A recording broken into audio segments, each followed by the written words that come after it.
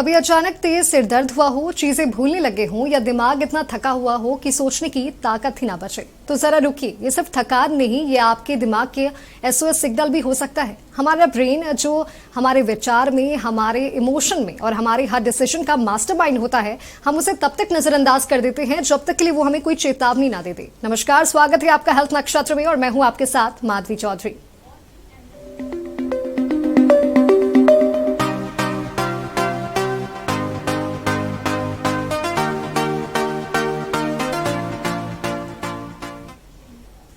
और आज इस प्रोग्राम में हमारे साथ मौजूद हैं मेदांता हॉस्पिटल के senior consultant neuro surgeon doctor Anand Kumar Jha. और आज हम उनसे बात करेंगे ब्रेन हेल्थ को लेकर, न्यूरोलॉजिकल डिसऑर्डर्स और उससे जुड़े मिथ्स और फैक्ट्स के बारे में, ताकि दिमाग से जुड़ी समस्याओं को नजरअंदाज करने की जगह पर हम उसे समय पर पहचान सके और सही समय पर इलाज करवा सके। तो सबसे पहले डॉक्टर आनंद, आपका बहुत बहुत स्वागत है नक्षत्र न्यूज पर। और हेल्थ नक्षत्र हमारा एक ऐसा प्रोग्राम है जिसके माध्यम से हम अपने दर्शकों को ज्यादा से ज्यादा मेडिकल संबंधित जानकारी देते हैं। सबसे पहले सवाल डॉक्टर आनंद आपसे यही रहेगा कि आज के दौर को देखें तो दिमाग से जुड़ी ऐसी कौन सी प्रॉब्लम्स है जो सबसे ज्यादा देखी जा रही है और खासकर यंग जनरेशन पे? मोस्ट कॉमन सिम्टम्स जो आजकल आ रहे हैं यंग जनरेशन में, वो हेडेक से प्रेजेंट कर रहे हैं, सिर दर्द, माइग्रेन हो रहे हैं ज़्यादातर फीमेल लोगों में। फिर स्लीप डिप्रिवेशन, मतलब स्लीप डिसरप्शन, नींद में दिक्कत आ रही है।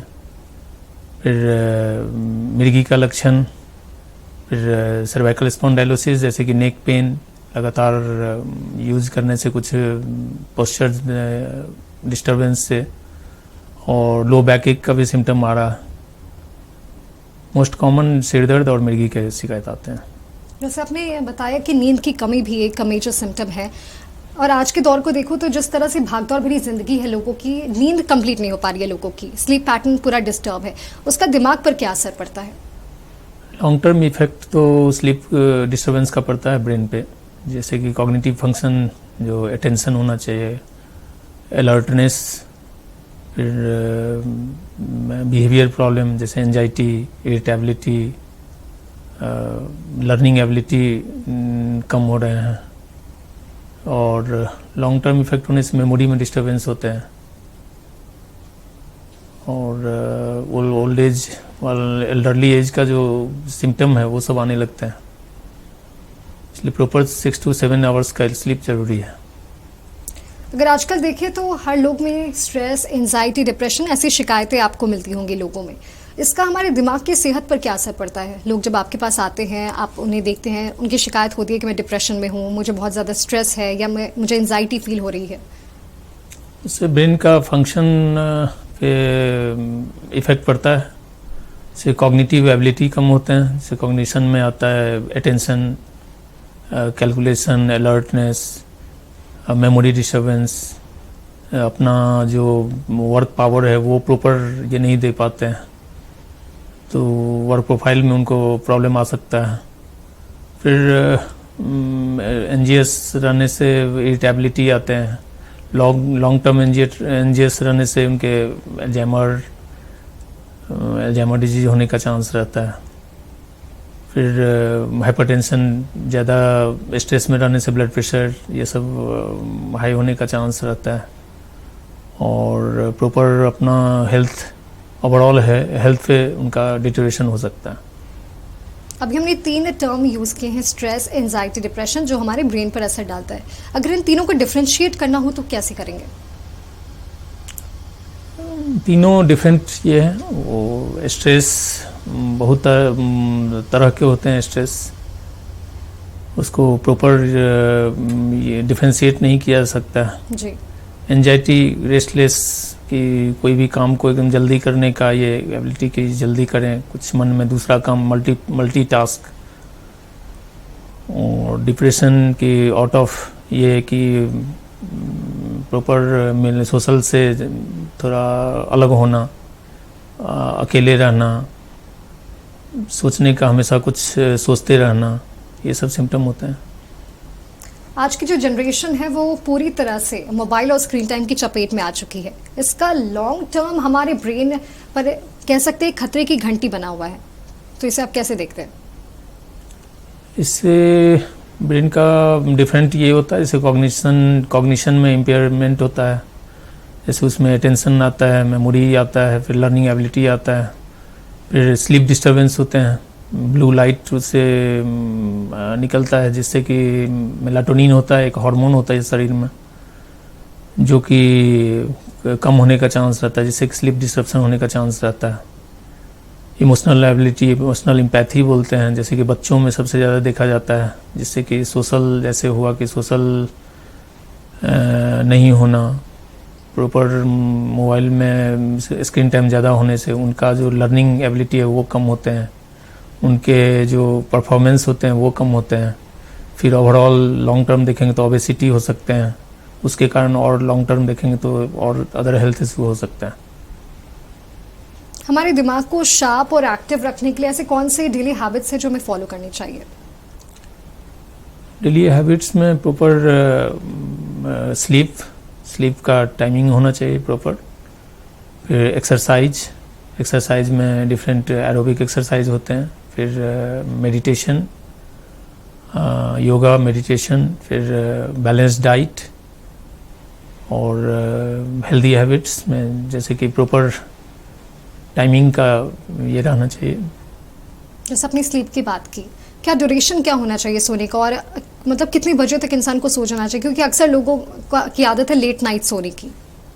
स्लीप डिपेंड करता है एज पे, जैसे कि न्यूबॉर्न को देखेंगे वो 18 to 20 आवर्स का नींद लेते हैं जी। धीरे धीरे वो कम हो जाते हैं। तो एक एडल्टहुड में कम से कम 6 to 8 आवर्स का स्लीप होना चाहिए। अक्सर हमारे, जैसे आपने बताया कि कॉमन जो प्रॉब्लम्स है दिमाग को लेकर जो लोगों में देखने को मिलती है वो है हेडेक।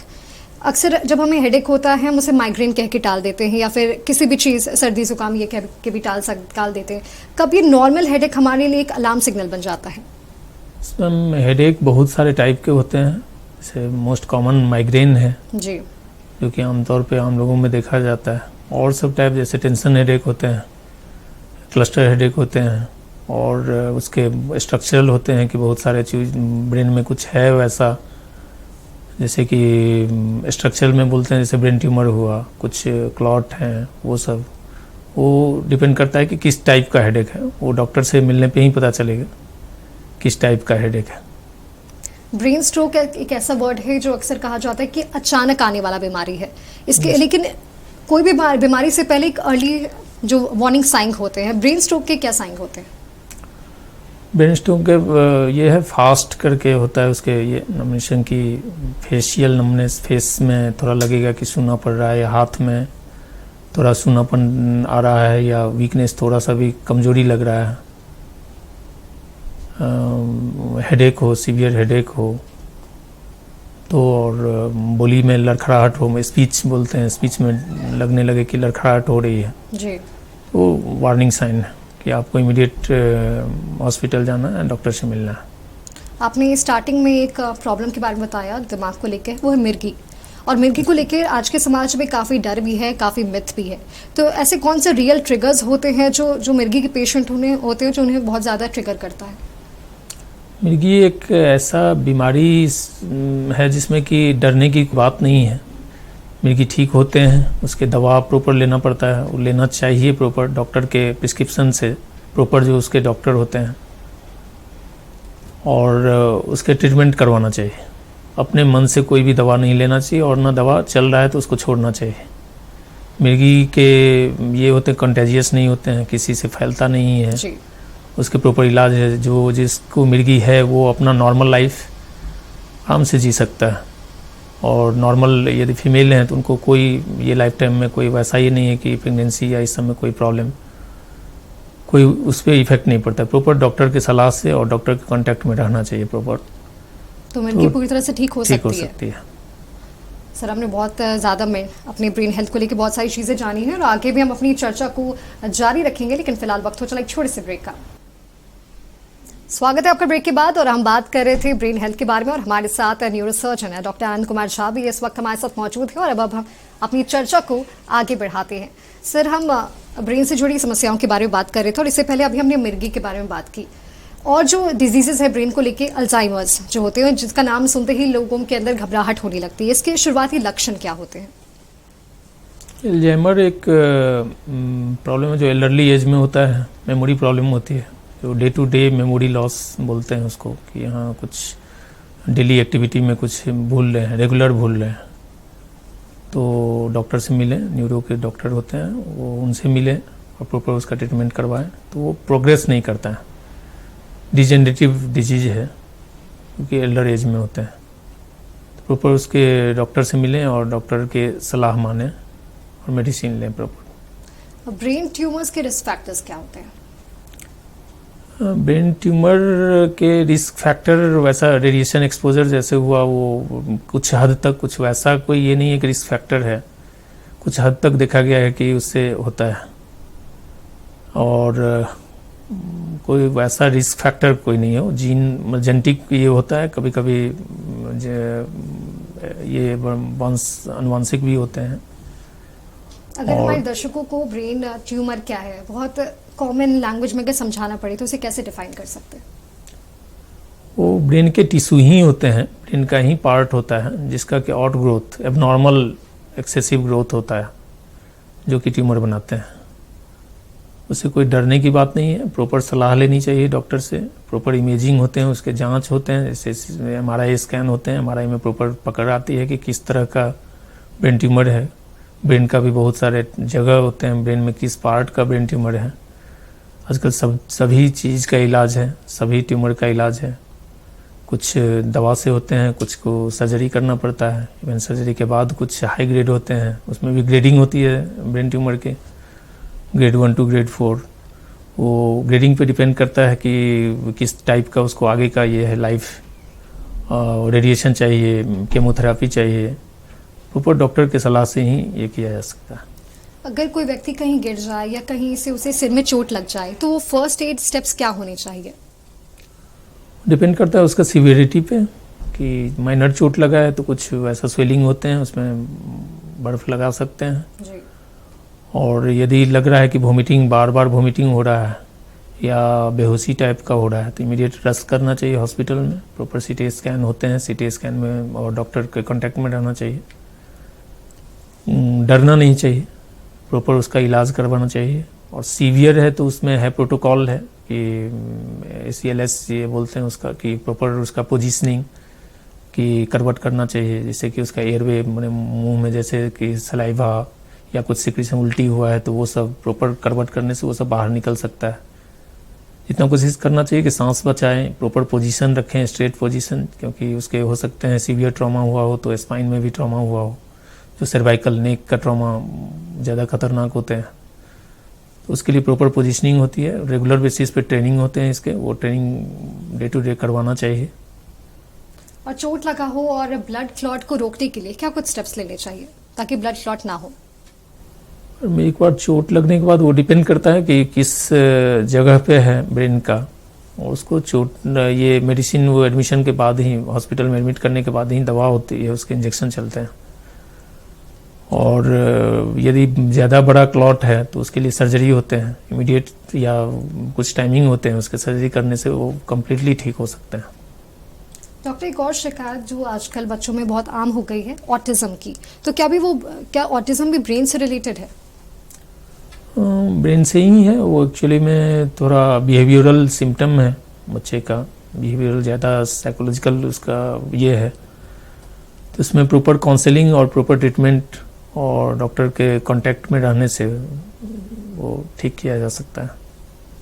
अगर किसी बच्चे को बचपन में कोई चाइल्डहुड ट्रॉमा हुआ हो या इमोशनल ट्रॉमा या मेंटल ट्रॉमा हुआ हो, तो क्या बाद में जाकर उसका असर हमारे ब्रेन पे पड़ता है? Long term effect emotional trauma या ये मेंटल ट्रॉमा, मतलब ब्रेन ट्रॉमा से बहुत इफेक्ट नहीं पड़ता है। मेंटल ट्रॉमा होने से उस समय इफेक्ट पड़ सकता है, लॉन्ग टर्म इफेक्ट तो ऐसा नहीं है कुछ। अक्सर लोग अपने रूटीन चेकअप के लिए जाते हैं, तो क्या ब्रेन स्कैन भी करवाना रूटीन में ही आता है या फिर जब ज़रूरत पड़ी तो ही हमें ब्रेन स्कैन करवाना चाहिए? नहीं, ये डॉक्टर से कांटेक्ट करें। कुछ ऐसा लग रहा है, सिम्टम है आपको कि सिर दर्द हो रहा हो या कुछ और लक्षण है, चक्कर आ रहा हो या प्रॉपर और वॉमिटिंग, जैसे रेगुलर रिपीटेड वॉमिटिंग हो रहा हो, चलने में दिक्कत हो रहा हो, या एक तरफ की कमजोरी लगे कि कमज़ोर हो रहा है शरीर, तो डॉक्टर से मिलें, डॉक्टर के सलाह पे ही कोई स्कैन करवानी चाहिए। जो बच्चे होते हैं उनमें जब न्यूरोलॉजिकल डेवलपमेंट्स को लेकर पेरेंट्स को क्या सतर्कता बरतनी चाहिए? क्या ऐसे जो होते हैं वार्निंग साइंस जो होते हैं जिन्हें उन्हें अलर्ट रहने की ज़रूरत है? बच्चे का डेवलपमेंट मेन होता है कि जो प्रॉपर डेवलपमेंट है उसका ग्रोथ एंड डेवलपमेंट बोलते हैं कि प्रॉपर टाइमिंग है कि इतने दिन में, इतने महीनों में उसको नेक होल्डिंग होता है, फिर बैठने का कैपेसिटी होता है, फिर खड़े होने का कैपेसिटी होता है, चलने का कैपेसिटी, सबका टाइमिंग फिक्स है। तो उस पर ध्यान रखना चाहिए।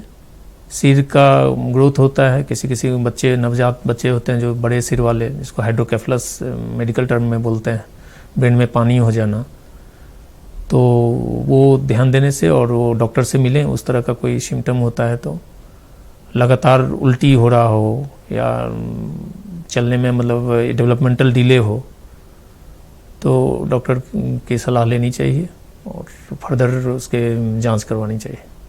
न्यूरो सर्जरी को काफ़ी रिस्की कहा जाता है। अगर आप आम लोगों से पूछे, सर्जरी से ही वो डर जाते हैं, और अगर ब्रेन की सर्जरी हुई तो आमतौर पर लोगों में घबराहट होती है। आपके पास बहुत सारे पेशेंट्स आते हैं, वो मिसकंसेप्शन को आप कैसे हटाते हैं?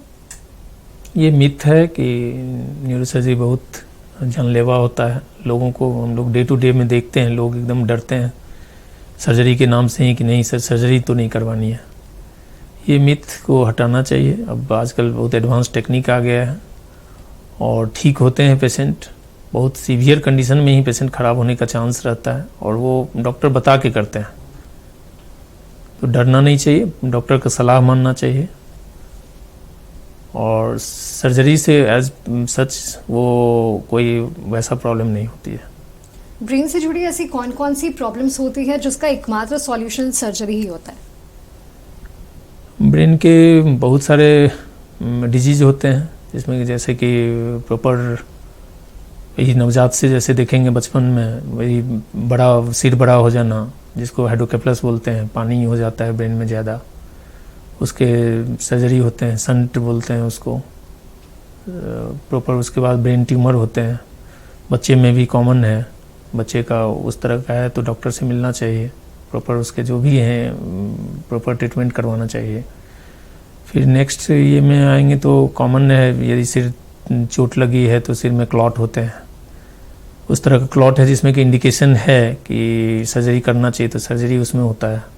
फिर नेक्स्ट आता है वही ब्रेन ट्यूमर, इस एज में भी होता है, और डिफरेंट जैसे कि ब्रेन में इवन आज एडवांस ये में देखेंगे तो एपिलेप्सी का भी सर्जरी होती है, जो बहुत सारे ये हैं, बहुत सारे दवा पे हैं और मिर्गी ठीक नहीं हो रहे हैं, उसका भी सर्जरी होती है। पार्किंसन का भी इवन डीप ब्रेन स्टिमुलेशन बोलते हैं, DBS, वो भी सर्जरी होते हैं। तो आजकल काफ़ी एडवांस ये हो गया है मेडिकल सिस्टम। डरना नहीं चाहिए, प्रॉपर डॉक्टर का प्रॉपर सलाह माननी चाहिए। मैं एक बहुत वास्ट क्वेश्चन आपसे पूछ रही हूँ, लेकिन अगर आप शॉर्ट में हमें बता सके कि सर्जरी होती कैसी है, क्या प्रोसीजर रहते हैं सर्जरीज के? सर्जरी इसमें डिपेंड करता है कि किस टाइप के उसके डिजीज हैं, लोकेशन क्या है ब्रेन में, कहाँ है, किस लोकेशन पे है, उसके अकॉर्डिंग हम लोग मॉडिफाई करते हैं कि इनको ओपन होगी या माइक्रोस्कोपिक होगी। आजकल इंडोस्कोपिक भी आ गया है। वो डिपेंड करता है मैम कि लोकेशन क्या है और डिजीज क्या है, वो काफ़ी वास्ट है। वैसे आप एज ए न्यूरो सर्जन आपके पास रोजाना कितने सारे पेशेंट्स आते होंगे? सबसे ज़्यादा कौन सी प्रॉब्लम्स लेके आते होंगे? न्यूरो सर्जिकल ये देखेंगे तो मोस्ट कॉमन तो सर्वाइकल नेक पेन और बैक पेन है। फिर हेडेक है, हेडेक में कुछ ब्रेन ट्यूमर से प्रेजेंट करते हैं, कुछ कॉमन हेडेक होते हैं जो कि फंक्शनल होते हैं। अभी तक ऐसा कोई केस जो बहुत ज़्यादा रिस्की रहा हो और आपको हमेशा याद है वो चीज़? ब्रेन ट्यूमर का ही केस था, काफ़ी उनका एक्सटेंसिव वो स्प्रेड कर चुका था, इवन ब्रेन का स्कल, सामने के पूरे स्कल को भी वो इन्गल्फ कर चुका था, उनके स्कल भी हटाने पड़ गए थे ब्रेन ट्यूमर के साथ साथ, और फिर वो रिकवर किए, आज वो ठीक हैं। एक और चीज़ जो हमें अक्सर देखने को मिलता है, जो जनरली लोगों में डेथ का रीज़न बताया जाता है, ब्रेन हैमरेज, इसे कैसे डिफाइन करते हैं आप? ब्रेन हेमरेज में लोकेशन पे डिपेंड करता है किस टाइप का हेमरेज है। सेरिब्रल हेमरेज होता है और सेरिबेलर हेमरेज होता है, फिर सर्वरकनॉइड हेमरेज होता है। मोस्ट कॉमन कॉज तो सेरिब्रल हेमरेज का ये ब्लड प्रेशर ही है।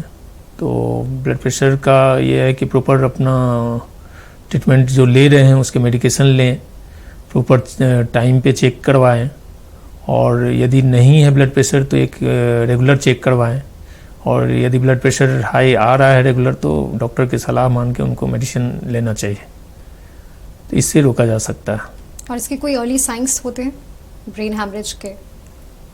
लिशन होने पे वही प्रेजेंट करता है, वो सिर दर्द, काफ़ी उल्टियाँ, बार बार उल्टी हो रहा हो, फिर एक तरफ का कमजोरी हो रहा हो, आँख से देखने में धुंधलापन आ रहा हो, और चलने में दिक्कत हो रहा हो, तो वो हो सकता है।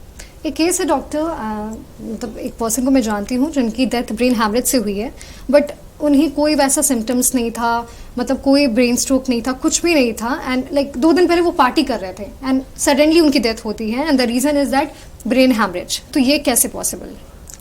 वो डिपेंड करता है अमाउंट ऑफ हेमरेज, कि उनके हेमरेज जो था उस समय ब्लड प्रेशर काफ़ी हाई रहा होगा, जिसके कारण उनके सिर के नस फटने से काफ़ी बड़ा ब्रेन हेमरेज हो गया हो। ब्रेन एक स्कल जो है क्लोज स्पेस है, जिसमें बहुत ज़्यादा ब्रेन हेमरेज होने के कारण प्रेशर काफ़ी हाई हो जाते हैं ब्रेन के, जिसके कारण हर्निएशन होता है। तो हर्निएट होने के बाद वो चांस रहता है डेथ का। एक आखिरी सवाल डॉक्टर मैं आपसे लेना चाहूँगी, एज ए न्यूरो सर्जन, दिमाग को फिट और शार्प रखने के लिए ऐसे कौन से रूल्स हैं जो हमें फॉलो करने चाहिए अपनी डेली लाइफ में? प्रॉपर हेल्दी हैबिट्स, जैसे कि regular exercise, meditation, aerobic exercise, balance diet, sleep, proper sleep, और हेल्दी लाइफ स्टाइल। बहुत बहुत धन्यवाद डॉक्टर आनंद हमारे साथ जुड़ने के लिए और तमाम जानकारी हमारे साथ साझा करने के लिए। और आज का सेशन काफ़ी ज़्यादा इंसाइटफुल था, हमने बहुत सारी ब्रेन हेल्थ से जुड़ी चीज़ों को जाना है, और हम अपने दर्शकों से भी यही उम्मीद करते हैं कि उन्हें भी ये सेशन काफ़ी ज़्यादा फायदेमंद रहा होगा। जो एक चीज़ बहुत इंपॉर्टेंट है जो हमें समझने की ज़रूरत है कि जितना हम प्राथमिकता अपने फिजिकल फिटनेस को देते हैं, जितनी इंपॉर्टेंस हम अपने फिजिकल फिटनेस को देते हैं, उतनी ही ज़रूरी है कि हम अपने न्यूरोलॉजिकल हेल्थ को भी उतनी ही प्राथमिकता दें। हम फिर मिलेंगे एक नए विषय के साथ, तब तक के लिए देखते रहें हेल्थ नक्शा।